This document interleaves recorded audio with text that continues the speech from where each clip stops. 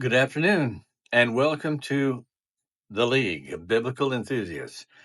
Hey, so as you know, we are going to feature an episode on the Martin Bodmer Library and Museum and its collection of biblical papyri, among other things.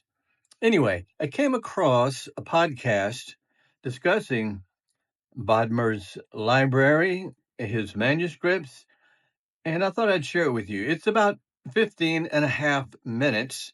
I'm just going to play 2 minutes for you to get the flavor of it because it's quite good. And then I'd like your thoughts on, what you think about it. So listen with me to the first 2 minutes. And if you're interested, I'll share the entire podcast with you. So hang on. Here we go.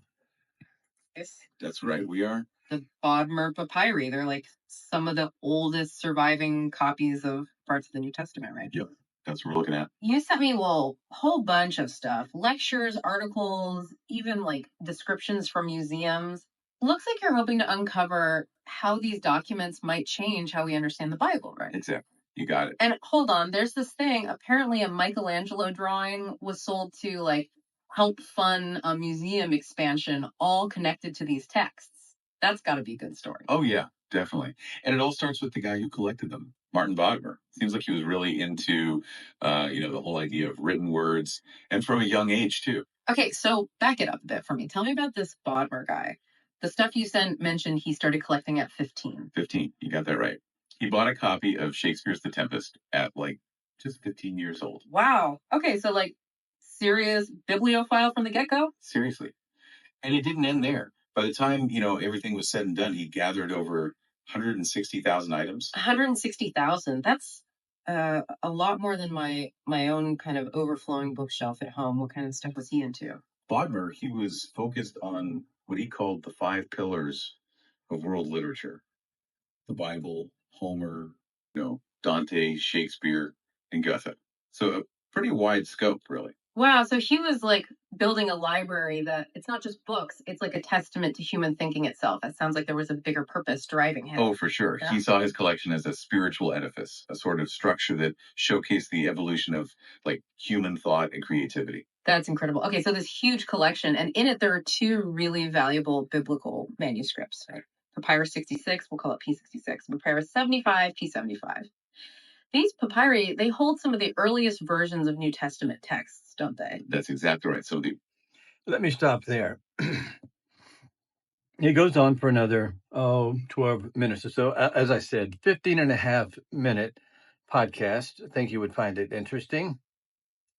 Spoiler alert, and some of you savvy folks who keep up with technology at its latest would probably realize this sounds really too smooth.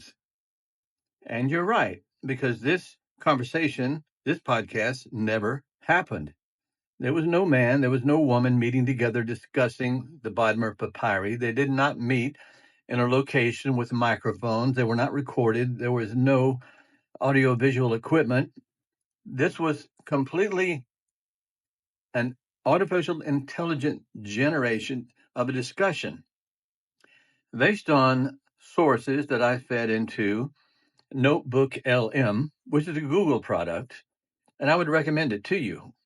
There's more I could say about this and more that I might say about this later. But this is simply a cautionary tale in that in these days, things are not always as they seem. Now, as it turns out, the facts of the discussion that these 2 fictitious artificial intelligence generated people discuss was, for the most part, spot on. There was something that I noticed that was inaccurate when the fellow says that Martin Bodmer contributed 160,000 items to the collection. He really contributed 150,000, and 10,000 of those or so have been added to the foundation's library after his death. You may say, well, little ado about nothing. However, facts do matter. And I try my best to vet the information that I bring to you. Again, in my mind and to my ears, This conversation is, let's just say, amazingly realistic. Although, again, as we mentioned, it's a little too slick. But I thought I'd let you share with you a couple of minutes of the audio of this fake podcast. It's amazing what you can do these days. Just simply be aware. Know fact from fiction. Keep your mind open and know how to separate truth from fiction and falsehood. Always do your research. Original sources matter. Don't always just take in every single thing you read or you hear, no matter how realistic it sounds. Anyway, until next time, from the League of Biblical Enthusiasts.